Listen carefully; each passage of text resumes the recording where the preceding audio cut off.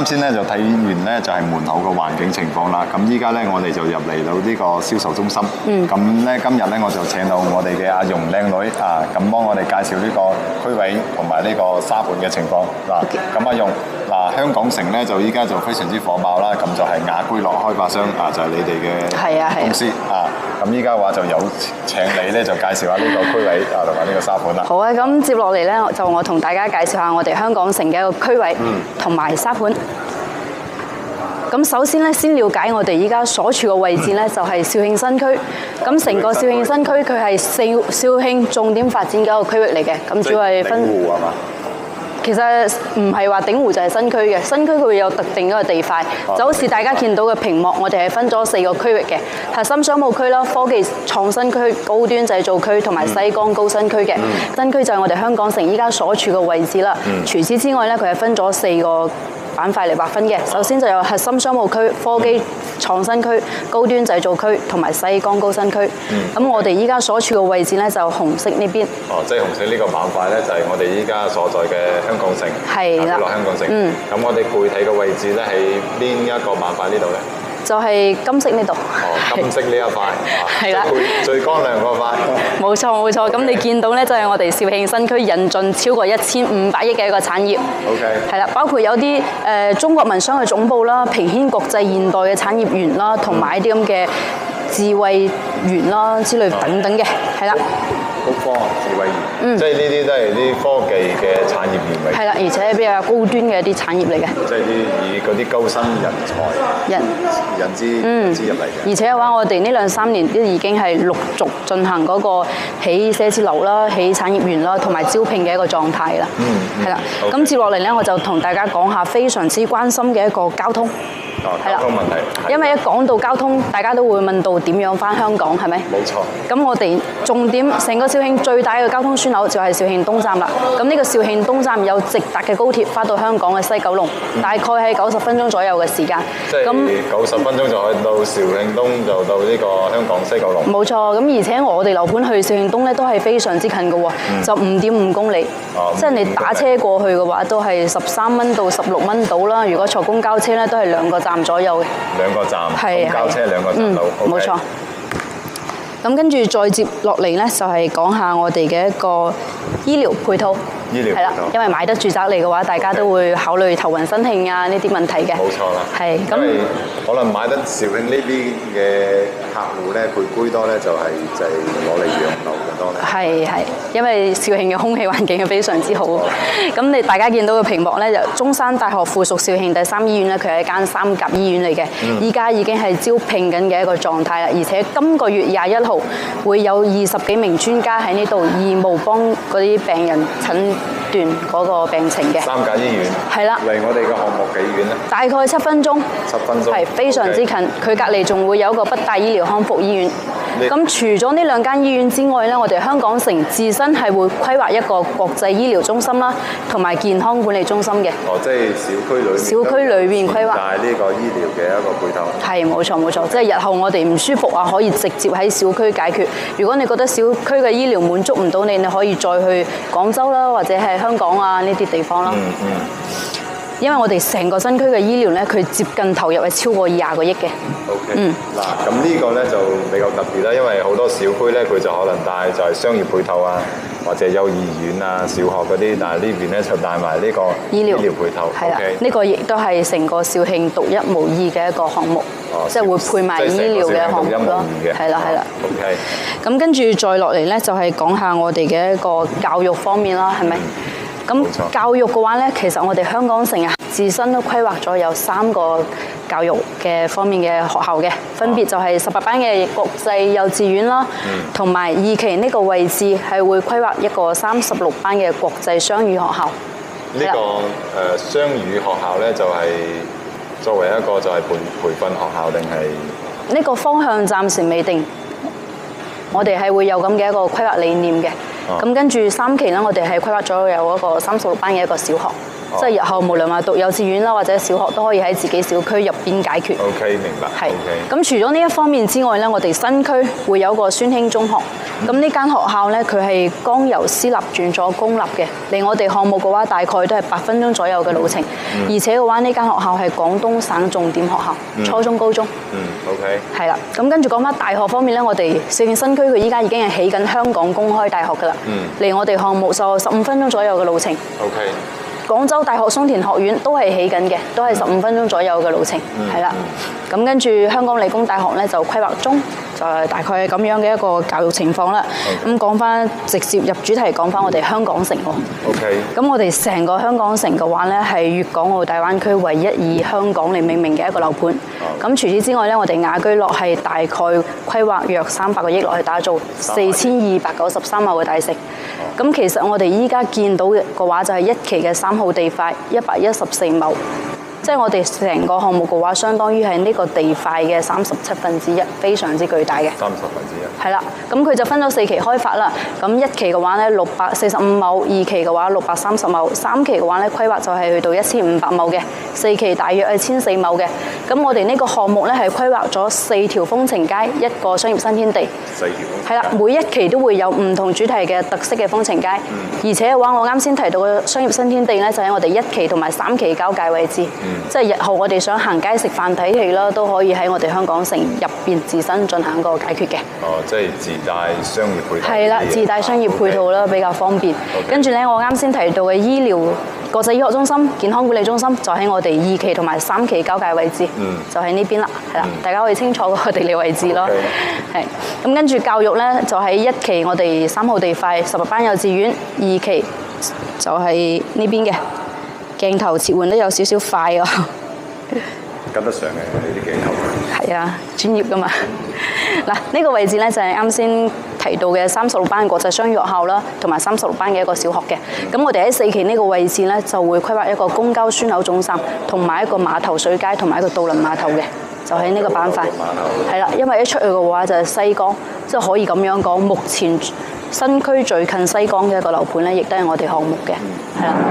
咁跟住我哋中間呢個位置咧，係規劃咗有個大約70畝嘅戶外體育公園，即係日後打下乒乓球啦，或者籃球啦，都可以喺我哋小區入邊進行一個運動嘅，比較齊全。咁講翻我哋依家最在售嘅一個地塊啦，3號地塊，可以睇下嗰個細沙盤嘅。呢邊啊？呢邊。我哋依家所在位置喺邊度咧？我哋依家就喺呢個位置。呢個係咪你講嘅風情街呢度咧？係啊，而且我哋呢度係規劃一條港式嘅風情街，即係包括我哋售樓部都會係改造成風情街嘅一部分。咁跟住賣緊嘅話咧，就係8棟嘅79平方。呢個0102戶型咧，就係東南向嘅一個陽台。0304咧就係西南向79方1加1兩房嘅一個戶型。咁跟住我哋仲有10棟嘅。前面突出0102 95方，後邊咧就係嗰個127方嘅4房戶型啦。OK。係啦，跟住仲有我哋依家主推嘅話咧，就係13棟嘅0102戶型。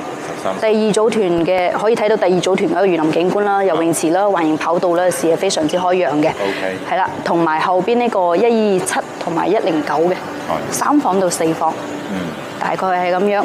咁呢邊個均價賣到咩價錢？現時我哋均價就9000左右，帶裝修。9000蚊左右，帶埋裝修。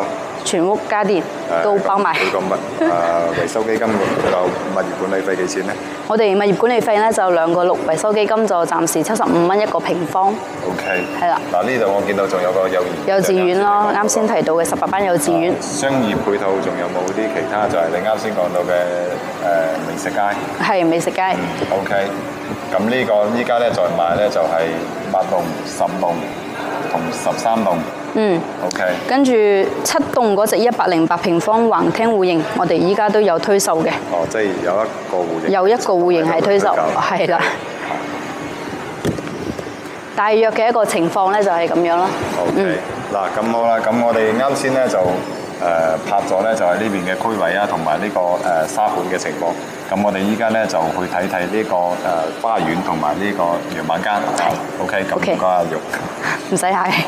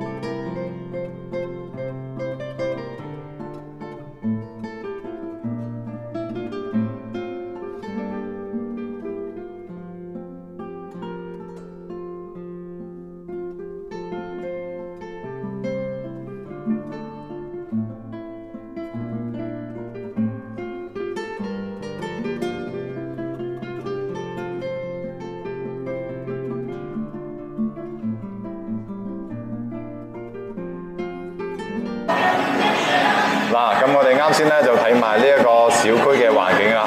咁小區咧其實咧都會仲有個配套嘅。咁我同阿容咧就帶你哋睇睇呢個架空層嘅小特點。係，其實架空層咧就喺我哋嘅左手邊，係做咗一個青年嘅樂活中心，即係健身區嘅。係啦。入嚟睇睇啦。OK。呢個就可視係。係啦。呢個門整得都夠大氣喎。比較大氣啦！一入嚟嘅話咧，就係過嚟我哋電梯房。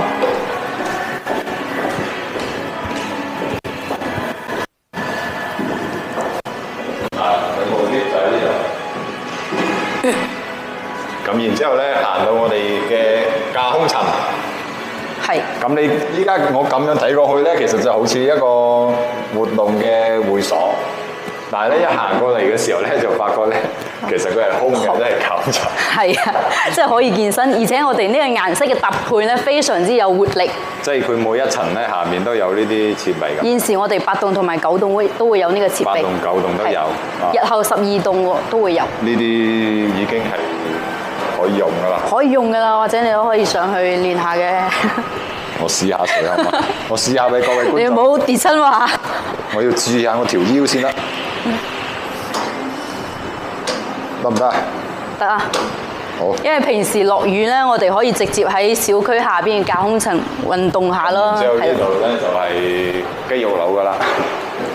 比較少玩。呢啲就攞嚟吹下水。係啦，吹下水嗰邊仲有一啲凳坐嘅。係。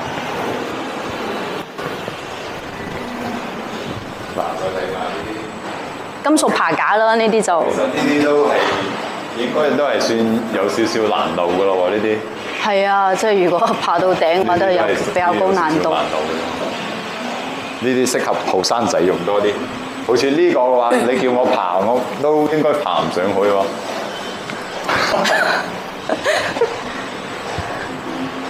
嗱，呢啲真係都係有一定嘅難度。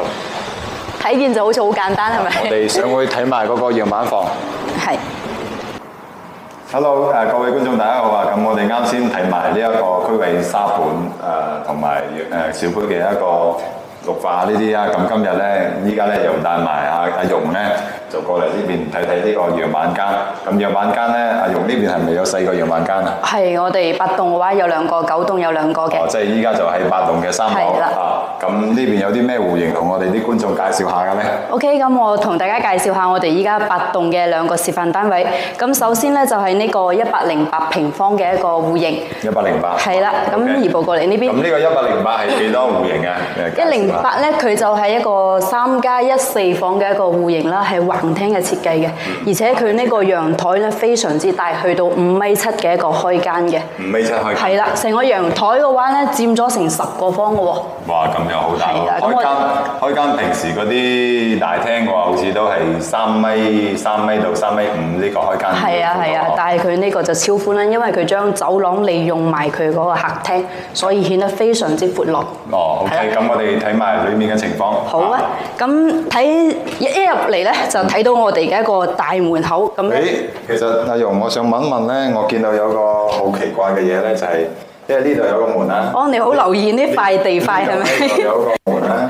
咁呢嚿係唔係屬於都係外邊嘅走廊嘅？呢嚿咧其實係我哋嘅一個公共用地嚟嘅，但係到時候呢度有一個門啦，跟住係啦係啦，但係呢一塊咧係唔計錢嘅。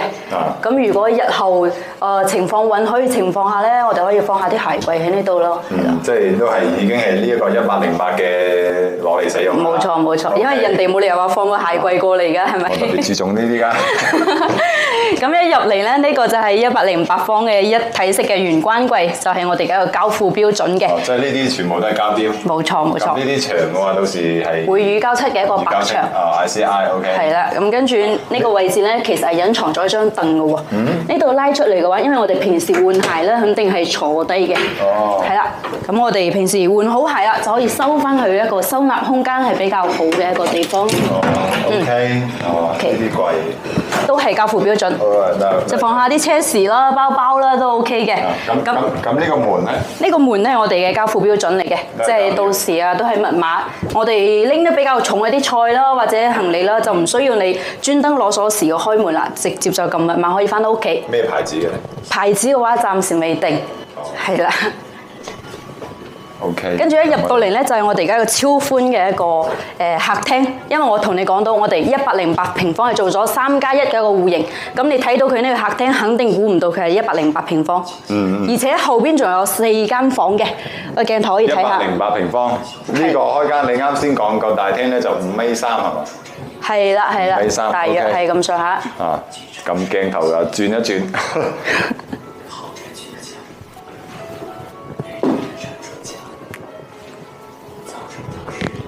佢呢邊咧，呢度咧就有個廚房。係，跟住鏡頭過嚟可以睇下我哋嘅一個廚房，因為呢個 L 型嘅廚房咧都係非常之實用嘅，洗切炒一體式，完全係唔會話你手撞我手啦咁樣嘅，因為我哋到時交標都係一個雙洗手盤嘅，一個可以洗菜，一個可以洗碗都 OK。到時呢啲全部都係我哋嘅交付標準嚟嘅。呢啲拎得走就冇嘅。冇錯冇錯，拎得走就唔係交標。咁包括我哋嘅個櫥櫃啦、抽油煙機啦、爐灶啦，同埋消毒碗櫃啦，都係交付標準。即係日後我哋買一個炒菜嘅鑊啦，或者電飯煲啦，呢個廚房就可以直接使用得到。冰箱有冇嘅咧？而且我哋交付係送埋冰箱。送埋冰箱。係啦。我見呢度預留咗雙開門冰箱，到時個交標係雙開門定係？呢個暫時都係未定標嘅。係啦，依家都係投緊標嘅一個狀態。哦，即係到時冰箱就有。冰箱都有嘅。即係具體係點樣嘅都未知。係啦，型號未定，因為畢竟交樓係2年後嘅事情。OK。係。跟住你話交樓咧，我已經好似聽到上面已經嘭嘭聲，係咪喺度搞緊裝修？係啊，其實我哋現時樓上已經係揼緊搞緊裝修㗎啦。OK，我隔一陣嘅時候，我傾住嘭嘭聲，應該係嘅。咁再過嚟呢個咧，就係我哋嘅一個房間啦。你可以鏡頭可以影下，佢非常之闊落啦。你睇下呢張床，米半寬嘅床，仲可以放落一個衣櫃嘅。米半。係啦。咁你話3+1房，佢係呢度係加1定係？加1係後邊嗰度。後邊加1，呢度就係主鑊，呢個次鑊。係啦係啦，次鑊。呢啲就唔係交標㗎啦。呢個唔係交標。即係呢度就空調係有冇咧？空調會有。即係空調有。係。呢個吸燈咧？吸燈嘅話，到時會換翻嗰種普通嘅交付標準嗰種吸頂燈。細啲嘅嗰啲吸頂燈。係啦係啦。然之後啲牆咧就係白色乳膠。ICI 嘅乳膠漆白牆。地板。地板咧就係呢一個交付標準。OK。係啦。明白。咁。嗱，空調又配埋啦，咁大廳個空調有冇咧？好似呢個空調有冇嘅咧？呢個空調都會有，即係到時我哋客廳都會係呢種立體式嘅空調，但係嗰個型號咧依然係嗰句啦，未定，因為2年之後唔清楚人哋嗰個廠家會唔會停呢個型號嘛。係啦。OK，跟住再過嚟呢個位置咧，就係一間小書房。其實到時交付標準嘅時候，要同你講翻清楚，呢度會有幅牆嘅。係呢度有。係啦，跟住呢度先就係一個門口。呢度個門口。係。如果到時想咁樣設計嘅話，可以自己交咗樓之後再改咯。即係呢度咧都會有埋空調。空調就白色乳膠漆，呢度加多埲牆，呢度冇錯冇錯。呢啲門都係好似呢種門咁樣。冇錯，都係呢種膠標。其實好多業主咧，即係包括我依家好多業主都想將佢打咗之後，呢度話做一間書房啦，或者啲琴棋書畫呢啲啦，就比較即係娛樂性嗰種活動空間咯，係。如果呢個廳係啊，其實我哋呢個陽台嘅話，去到成10個方嘅陽台，可以出嚟睇下。10個方。係。到時呢啲門啊，呢啲都係呢種交標。冇錯。都係。到時交樓嘅話，都會有呢個拉鋼門嘅。咁我哋呢個陽台嘅話，由呢個位置到呢邊係成1.8米寬嘅，咁佢長咧係去到5.7米長喎。5.7米。係啦，非常之虛陽嘅一個陽台咯。到時佢個膠標係點樣嘅咧？膠標嘅話，到時呢度會整翻一個瓷磚。瓷磚。係啦係啦，即係防水嗰個瓷磚。防水瓷磚。咁跟住呢個108方嘅視野非常之靚，可以睇到我哋成個第一組團嘅一個園林景觀嘅。咁如果話我哋可以喺呢度整下啲嘆下茶嘅地方啦，就好似呢張凳咁樣咯，係。嗰邊依家喺度打緊裝飾緊，嗰邊係屬於。嗰邊係第2組團，都係我哋呢個3號地塊。咁嗰邊咧就會有一個游泳池嘅。嗰邊有。係啦係啦，其實行過嚟都係2步路嘅。呢邊咧就望住就係呢條大馬路。冇錯。呢邊啊，呢啲就唔係交標㗎啦。呢個唔係交標，呢個可以俾我哋業主參考下。我想問一問，好似係洗衣機都係有呢個交流標準㗎嘛？洗衣機都係有交流標準，但係就唔係呢種交標。冇錯，即係洗衣機都配埋嘅。係啦，洗衣機配埋。咁明白。即係其實你買沙發、買床就 OK 㗎啦。OK。就唔需要你話買。我啱先咧，即係關門嘅時候同開門嘅時候，覺得個隔音都 OK。係啊，其實雖然你啱先話講呢度有大馬路，但係我哋隔音效果係做得非常之好嘅，即係我哋嘅用料嘅材質比較 OK 嘅。OK，深哥行入嚟少少，跟住我關你個門嘅時候，應該會比較明顯嘅，係啦。係咯，相當於安靜嘅。係啦，就 OK，就電視機喺度響。咁跟住入嚟咧，就係睇下我哋嗰個公共嘅洗手間。嗱，呢個咧屬於就你啱先講嗰個係咪加一嘅咧？唔係。唔係加一，後邊呢個先加一嘅，係啦。 OK。咁呢個咧就衞生間。係。衞生間喺呢度咧就有個，我注意到呢度有個響應燈係嘛？係，即係平時我哋馬上去廁所啦，行過佢就會着燈嘅。哦，都係交流標準。都係交流標準，比較貼心。咁跟住再入嚟洗手間嘅話咧，你見得到搬唔走嘅一個鏡櫃啦，同埋我哋呢個洗手盆啦、馬桶啦，以及呢個防水嘅都係交流標準。係啦。嗱，各位觀眾，你可以睇呢邊咧，呢度咧其實佢都會整咗個示範，即係會你以後擺呢啲雜物嘅時候咧，即係到時你咁樣擺咧，咁就可以顯出呢個。係啊，比較生活化嘅場景啦。冇錯啦啊！咁呢個衞生間好似睇到都幾闊落喎。係幾闊落。108方，如果整成細房嘅話，衞生間都仲可以整到咁大，其實又真係好實用，好實用。又加上我哋依家係實地樣板房。啊，係啦。依家上面喺度搞緊裝修板板。嗱，呢個就係你啱先提到嘅加一房。咁呢間房咧，佢就只係計一半嘅面積嘅。哦，即係呢度計一半面積嘅啫。係，冇錯。OK。即係呢度係咪之前整嗰啲陽台去申報之後就後期就改咗成咁？係啦，冇錯。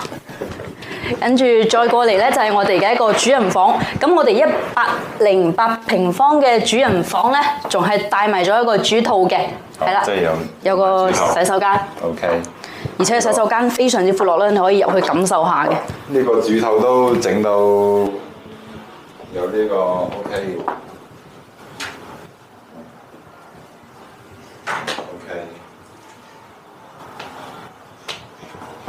有冇睇到嗱？呢度佢呢啲到時呢個都係交標定係點啊？呢個都係交標嚟。哦，即係呢啲都交齊交標㗎啦。係啦。上邊嗰啲吸燈啊，呢個就抽風嘅。係。呢個就照明燈。嗯。OK。呢啲就係個櫃裡面。OK。內靜。咁呢個主人房佢大概幾多平方咧？大概嘅話都係13方到嘅，即係加埋呢個走廊位置。又係 ICI 乳膠漆。冇錯。OK。跟住空調又係交樓標準。空調又交樓標準。係啦，而且呢個108方望出去嘅視野咧都係非常之開揚嘅，即係唔會話有樓擋住你咯。係啊。咁佢呢啲房間嘅即係 AC 位嘅話係咪喺呢啲位置啊？係喺出面嘅。哦，喺出邊。咁佢有啲咧，佢就喺呢啲上邊，即係飄窗。就打唔到呢個飄窗。呢個就打唔到。係啦，係啦，係啦。其實我哋嘅飄窗都唔建議打嘅。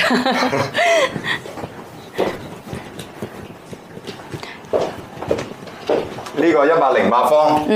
如果你唔介紹唔入嚟睇嘅話，即係唔直接講108方嘅話，俾我感覺好似都係比較相似，就係嗰啲128平方樓。係啊，其實好多嚟實地睇嘅客戶都會覺得你係咪白2方啊，定係白3方啊？因為非常實用。OK。啊。咁你按照你個專業角度啦，我知道大部分有啲面積喺邊度出嚟嘅，咁我就唔知你嘅專業角度有冇啲。有咯，就係啱先講嘅2+1嗰度。係，跟住陽台一半嘅。陽台一半。仲有啱先你講可以打嘅飄窗係全贈送嘅面積咯。飄窗全贈送。係啊。咁然之後咧，呢度咧佢就專門咧將個陽台咧拉長，越長嘅陽台咧，佢贈送面積一係送一半，咁佢都越大，係咪咁？係啊係啊，即係相當於送咗5個方。另外咧，仲有咧就係佢嗰啲戶型嘅設計，即係因為佢公攤面積嚟講嘅話，佢可能咧就會少咗啦，少咗跟住門口嗰度咧都仲有一個類似一個入戶花園。呢、個108方啊，真係襟使嘅，係襟使。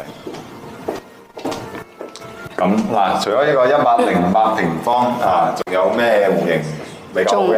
咁呢個8棟嘅話咧，我依家裝緊修比較錯。依家8棟咧，我哋可以再去睇下嗰個79平方嘅戶型。哦 ，OK。咁79方咧，我哋就係做咗一個交樓標準嘅，係啦，呢個電井位置就喺呢度個電井。呢個就走貨通道。係走貨通道。跟住一入嚟啦，呢邊係有2戶嘅79方。咁79方03、04戶型咧，就係我哋依家所處嘅位置嘅陽台係西南向嘅。79平方。係啦。A 一戶型。嗯。然之後2房，呢個衛生間，主人呢個公共衛生間，餐廳，呢個客廳，呢個廚房。咁我就發現咧，佢就冇呢一個生活陽台。係。同埋少一個房間。咁我哋入去睇睇。OK。我想問一問咧，呢度係幾多梯幾多戶咧？呢個8棟咧就係2梯6戶。2梯6戶。嗯。OK。2梯6戶，所以佢個使用率咧係會高啲嘅。係啊。咁呢啲都係交標啦。呢啲都係啱先介紹到嘅一個交標。嗱，依家咧就帶大家咧就睇睇呢邊嘅一個交標情況啊。咁呢度咧，其實我入嚟咧就啱先講嘅，就佢就冇嗰個生活陽台。咁冇生活陽台嘅時候咧，咁你可以見到呢個嘢咧，就平時放喺生活陽台嘅，就係嗰個熱水器呢啲嘅同埋佢個煤氣管道都放喺呢個廚房呢度啦，放喺廚房呢度。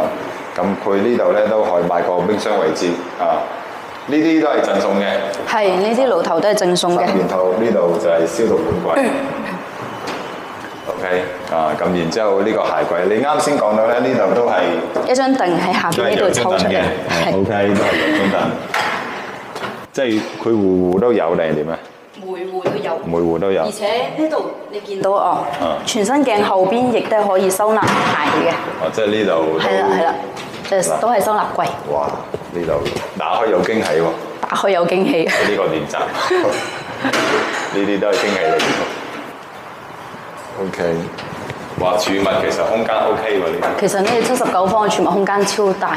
呢個門都好重下，唔知到時用嘅係咪卡的士？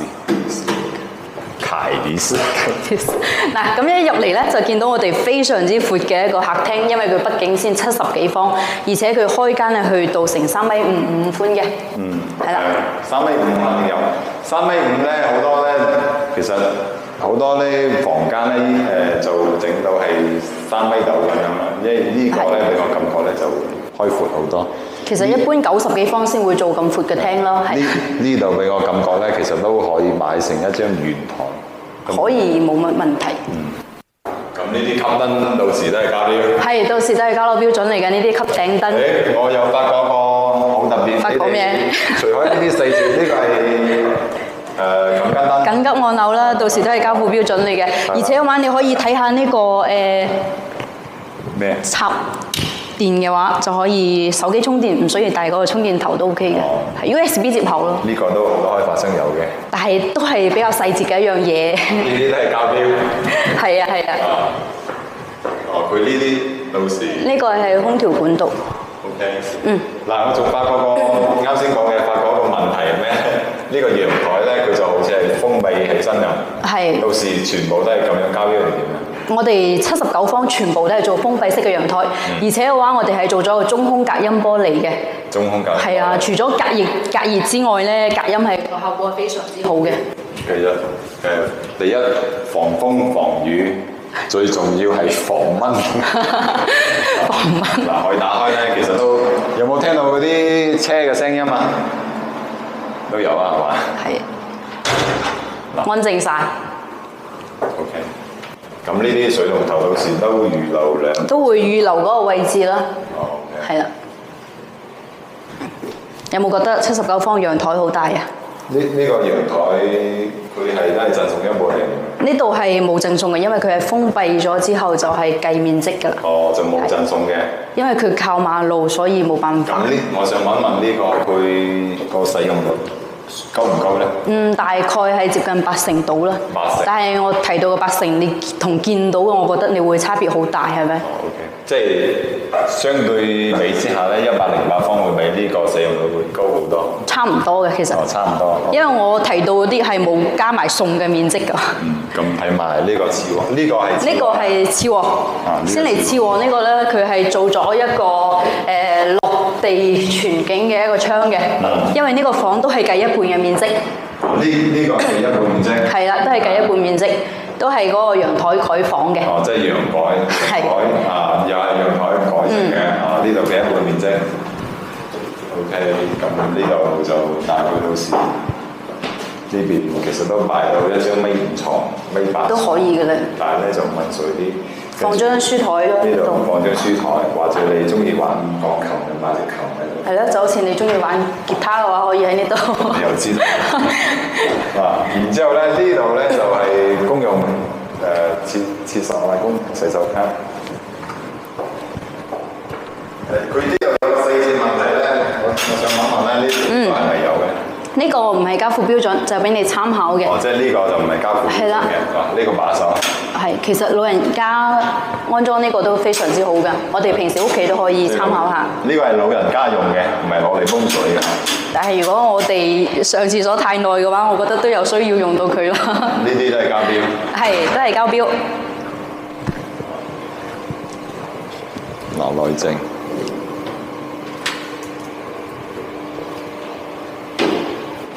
咁然後睇埋呢個主人房。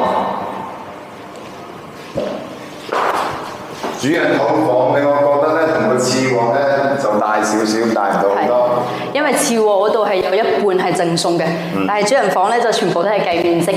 OK，咁呢個咧就79平方，係80平方唔到兩房。然之後咧呢啲咧都係床頭咧都會有個 SOS 嘅。應急按鈕。OK， 都係4折問題。79平方。係咯。均價賣幾錢？均價嘅話大概9000到啦。如果係話有啲抵啲嘅樓層咧，8000零蚊就 OK 㗎。9000蚊到，帶埋裝修，帶埋裝修，嗰個冰箱，同埋呢個空調。另外仲有個洗衣機，好似仲有熱水器。熱水器熱水器都有。OK， 係咯，熱水器。啱先冇問到。啱先唔記得。咁我哋就其實108方個價錢同呢個79平方有冇咩區間？會咯，因為108方嘅話係比較少嘅，咁我哋108方嗰個均價咧就係9600到10200嘅一個幅度。咁仲有冇啲大少少或者係中規中矩嗰啲咧？大少少嘅話可以去到111嘅示範單位，跟住中規中矩嘅話咧，我哋可以去睇下嗰個93方。111同埋93，咁我哋就我哋而家去啦。咁我哋而家 OK。嗱，咁我哋又嚟到9棟啦，係嘛？9棟嘅3樓，咁我哋咧就睇啲95平方唔大唔細嗰啲戶型，咁咧就睇埋呢啲B1戶型95平方，2房加1房2廳2衛咁可以見到咧都係1220尺嘅。咁點解註明咁清楚咧？因為咧你一定係要香港戶口先可以買得到呢邊嘅。咁可以見到咧，佢啲房間咧就傳統戶型嘅。2梯4戶，啱唔啱？係，冇錯。咁入嚟咧就有個小細節你買菜翻嚟買餸翻嚟嘅時候咧，你要開鎖或者你拎個包翻嚟嘅時候咧，咁你就可以掛喺呢度應該可以好受力嘅。咁跟住我哋就入嚟呢度，呢個都係交標啦。係，呢個都係交標。都有㗎啦，冰箱都有啦。呢個冰箱都有㗎啦。係。咁然之後咧，佢呢個咧就係 U 型嘅廚房。U 型嘅一個廚房U 型嘅廚房。其實講真咧，我比較中意呢個設計係咩咧？如果按照風水嚟講，佢呢個水龍頭咧放喺呢度，同呢個流袖咧，其實呢個流袖放喺呢度咧，其實個效果會可能仲好啲，即係聽聞係咁講。聽聞係咁樣。聽聞係咁。好似你對風水學幾有研究喎。有些少啦，係咪？然之後咧行入嚟咧，啱先講嘅傳統戶型。咁呢啲咧到時呢個就唔係交標啦嚇。到時嗰啲硬裝咧就係硬裝嘅咧，就有個就係啱先講嘅空調嗰啲嘢就有。咁呢啲咧到時都係全部係白色乳膠漆。係。啊，呢個廳咧都係咪3.5米嘅開間？係啊，呢個廳3.5米嘅開間。嗱，我要發嗰個問題咧，其實佢呢度咧就係3開門嘅，即係同嗰啲平時一樣就啱先嗰幾個戶型一樣3開門。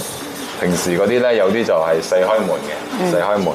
咁呢啲其實我覺得睇到仲冇咁複雜。係。3開門。呢邊唔使推都 OK。OK。呢個都係贈送一半面積。冇錯，呢個都係贈送一半面積嘅陽台。然之後陽台都算還 OK 啦。咁然之後再行埋入嚟，我想問問呢個吊頂到時係咪咁樣嘅？到時都係呢個交付標準嚟嘅。都有呢個射燈。呢個射燈會有。OK。係啦。呢4節全部都有呢個照明燈，到時吸嘅感應燈。然之後行入嚟咧，呢個公用衛生間。公用衛生間嘅時候咧，其實我可以見到咧，其實呢度咧就啱啱係夠一個人使用，2個就絕對達唔到噶啦。再睇埋入嚟呢個又係次鑊啦，係嘛？係啊，呢個係次鑊。呢個次鑊。咁其實呢個次鑊嚟講咧，佢有2個床頭櫃。咁呢張床咧係應該係1.5米啊，係嘛？係1.5米左右。咁呢度咧就可以放到一個就係衣櫃啦。OK， 其實佢咁樣嘅佈局都算合理㗎。係咯，合理。因為先95方。又唔會浪費時間，咁樣個觀感又 OK。係啊，即係方正好多。方正。然之後兒童房咧。兒童房咧就係一半嘅啦。佢呢個即係呢啲戶型嘅格局差唔多，同我哋之前拍嗰個即係收樓遇到啲問題啊，即係上2集嗰啲問題咧。其實咧個戶型咧就係呢邊咧就係封嘅，咁呢度咧佢就有個突出嘅一個飄窗，咁飄窗咧嗰邊咧其實咧都可以整一張書台仔都冇問題，但係呢個咧因為佢就係闊啲，比個個要闊啲，咁然之後呢度咧就擺一個就係書台，OK， 兒童房嚟嘅呢個，再睇埋個主人套房。主人套房咧，我見到好似一行入嚟嘅時候咧，就覺得個廳唔係嗰個衞生間好似大啲，係嘛？係，而且話佢係一入嚟呢個門口係唔會對住呢個衞生間嘅，風水學咧係比較好嘅。你又識得嘅？係跟得你多。OK， 呢個廁所，我啱先行入嚟嘅時候嚇我一驚係咩？呢度呢塊地氈嘅時候，我仲以為係嗰啲毛廁。毛廁。然之後咧呢度咧就都係家標啦，呢啲啦，咁其實佢個就已經可以見到咧，就係有少少呢個乾濕分離嘅一個區間咯。然之後呢啲其實都冇咩特別㗎啦，呢啲咁其實俾我感覺咧，佢個廁所就會大啲。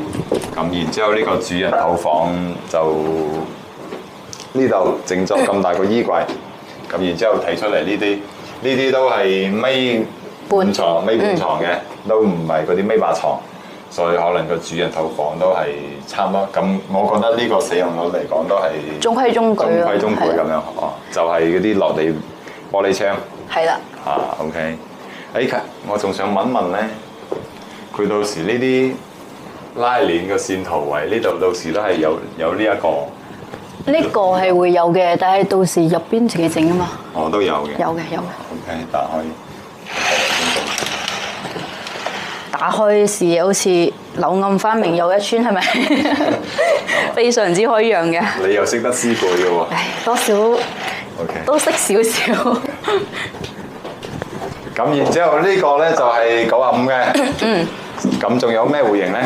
仲有111平方嘅，咁111咧就係同我哋127嘅戶型格局係一樣嘅。117同117。111同127係一樣嘅。111同埋127。係啦。一樣嘅。咁127咧就冇做嗰個示範單位啦，我哋111咧就有做嗰邊。OK， 咁我哋睇埋佢。呢度有個交付標準。交付標準。係咯，可以睇下。影睇。嗱，呢個廳，呢個廳嘅呢個主鑊嘅呢個次鑊啊，衞生間、廚房過道，咁廁所位啊，呢啲廚房啊、家私衞生間呢啲都註明得比較清楚。然之後我哋就睇埋你啱先講嘅111。啊，你肯定有好注意呢一個地方，冇錯呢一個位置。係啦，我覺得我同你天生拍檔喎。嗱，然之後我哋過嚟呢度睇睇咧，就係有個111平方嘅個鏡頭咧，擺過嚟呢度唔使影我嘅，其實啊111啊，然之後咧就1194尺啊，3房加1房，即係3+1，兩廳兩衛。咁個環境戶型咧，咁可以見到咧，我哋呢度咧入嚟就有個玄關，玄關其實咧就可能同嗰啲平時嗰啲嗰啲書房啊嗰啲，其實可能就一樣格局。我見到就大概知道啦。啊，入嚟呢度係咪加一嘅咧？呢個唔係加一，入邊嗰度有一個加一，係啦。咁呢啲到時都係加邊？係啦，拎得走冇噶啦。拎得走就冇嘅，到時你都可以放個包包啊、鎖匙。呢度就都係一張凳。呢度咧就係啱先講嘅，入嚟咧就有個書房。書房都可以作為一個次臥。係啦。呢個大概要佔幾多平方？大概嘅話都係700個方到啦。700個。OK。睇埋其他。哦，呢個就係橫廳。通風係啦，通風即係夏天唔開空調都 OK 嘅，因為佢兩個陽台對流嘅。呢邊係朝大洋西南。西南。呢邊咧就係東北。佢係有規定呢個戶型咧，佢係咪有啲係向南，有啲係朝北咧？係，其實睇你買邊一棟，有啲係西北對嘅，跟住有啲係正南正北嘅都有，係啦，就睇客戶嘅需求。啊，呢個咧就係生活陽台。生活陽台。咁平時生活陽台啊，晾下衫啦，或者係啦，放埋洗衣機嘅位置，就一半面積。哇！個廳都夠闊。然之後睇埋個廚房。廚房呢個咧就真係夠大細啦，襟細啦，腰子型。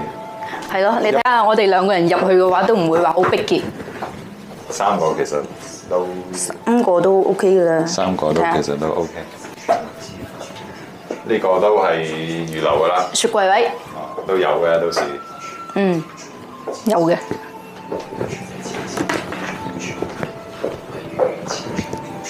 咁然之後，佢呢啲其實都係啲傳統戶型嚟。係，呢個戶型就比較經典啲，因為好多客戶都會認可呢種戶型嘅。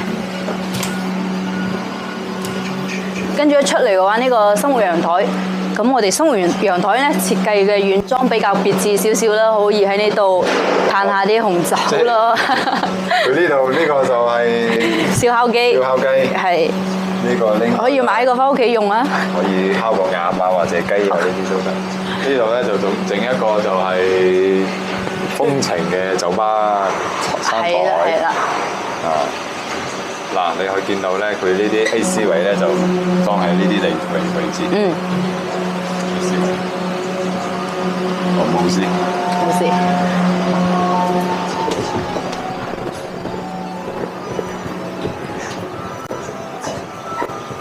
呢個就公共洗手間。公共洗手間。咁我哋見到咧，其實咧都係差唔多係咁樣嘅。其實個衞生間嚟講嘅話，都算係闊落。係啦。佢闊得嚟又長。成4-5個方㗎。係啦係啦。咁然之後睇埋呢個房咧就係加1嘅，就係你非常之關心嘅加1房，計1半面積。哦，兒童房。係啊。咁呢個兒童房都好大。呢個咧應該係差唔多擺到張尾半床。買尾半床嘅時候咧。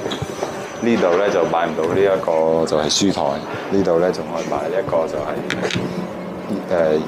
呢個衣櫃。咁如果你買尾半床咧，到時應該就佔到呢度嘅。到時我哋呢度再買嘅咧就比較壓抑，都係差唔多係咁樣設計。呢個就係次臥啦。次臥。到時呢啲都係有嘅。係啊。OK，呢啲就冇嘅。冇嘅，搬得走嘅都冇。再睇埋裏面，呢個廁所同啱先嗰個95嘅都係差唔多咁大。差唔多咁大。差唔多咁大。因為呢個111係做咗4房嘅。然之後，佢呢個設計咧，其實同啱先嗰個905嘅住鑊咧，就係設計都係一樣。差唔多。係一樣。係啊。都係尾盤床。嗯。但係佢呢度係做咗一個衣櫃咯。衣櫃 ，OK。係啊，一樣。嗱，4個戶型咧，我哋就拍齊晒啦。係。咁價錢咧就9000蚊呢個福樓樓。係啦，9000蚊左右均價。帶埋裝修。均價。係。依家咧就喺度有幾棟喺度賣緊嘅。嗯。咁戶型咧都可以有得揀。係。咁我想問一問咧，呢邊嘅物業管理費幾錢？我哋物業管理費咧就係2個6，咁雅生活物業亦都喺香港上咗市嘅。2個6。係。維修基金幾多錢平方？維修基金目前肇慶係75蚊一個方嘅。75平方。係。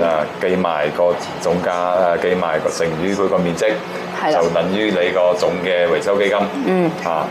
然之後咧，咁我哋今期咧就拍攝到呢一度咁歡迎大家收睇我哋呢個如此生活，同埋感謝我哋今期嘅阿容咁樣傳嘅過程帶我哋睇埋呢啲全面，咁就歡迎大家多多支持。今期到呢度，拜拜。